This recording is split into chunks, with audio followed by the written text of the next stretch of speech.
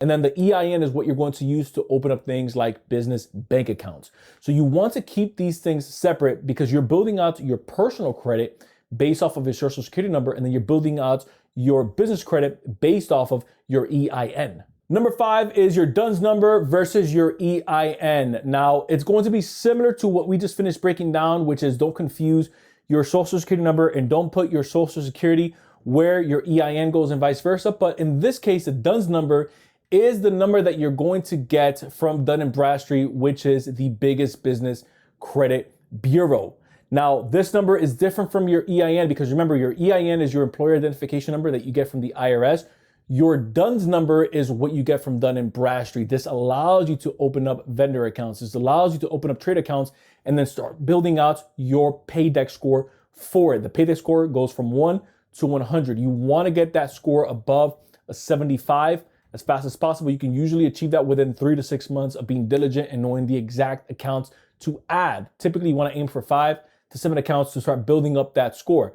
But this is important because similar to your EIN, you use your EIN and your DUNS number to apply for trade accounts. But when you're applying on a business credit card application, you do not, I repeat, you do not put your DUNS number where your EIN goes. Number 6 is improper asset setups in order for you to get access to funding. We had a client inside of our program and they have 2 businesses. The first business that they have was their trucking business, which is their bread and butter. They have, at the time they had 5 trucks. They have more than that now. At the time they had 5 trucks. They had a second business, which is their makeup business. So they wanted to, it was a husband and wife, and they wanted to launch a second business where they have makeup, where they would pretty much go on tour. They would do makeup for women. They would do courses, and they would do kind of like wedding and venues. And so they wanted to build that out, but they needed funding for it. So their idea was, hey, what if we used one of our trucks to secure as collateral or as an asset to fund the business over on the makeup side? And while on paper that may seem like it's a good idea, it's not.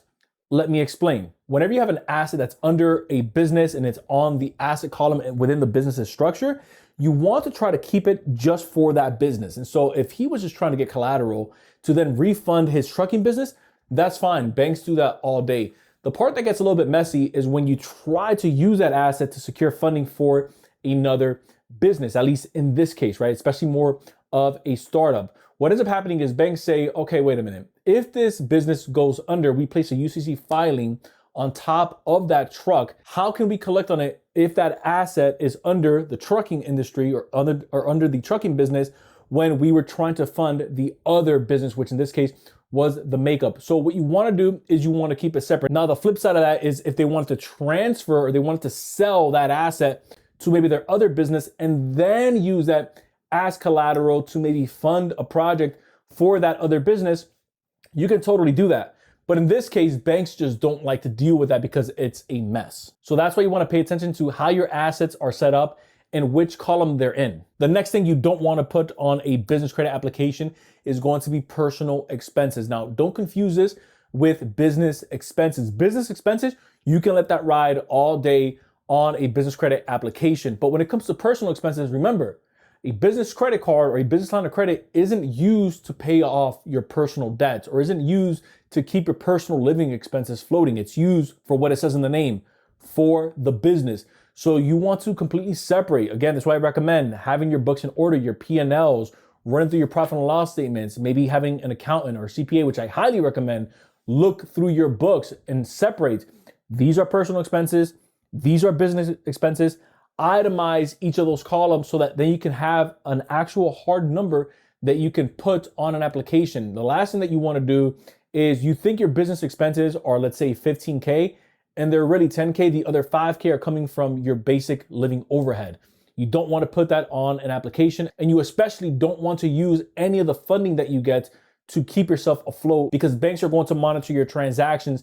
And so if they see, wait a minute, this isn't a business transaction, that's when you see people getting their limits cut down. And that's also when you see people getting their accounts closed out altogether. Algorithms are getting a lot smarter. And now last but not least is you want to know your exact business address.